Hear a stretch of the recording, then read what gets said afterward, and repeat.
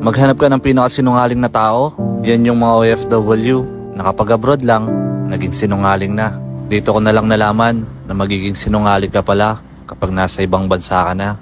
Dito ako natutong magtago sa aking pamilya na kahit hirap ka na, lagi ko pa rin sinasabi sa kanila, okay na okay ako dito, nasa mabuting kalagayan ako. Magsisinungaling ka na lang para hindi sila mag-alala.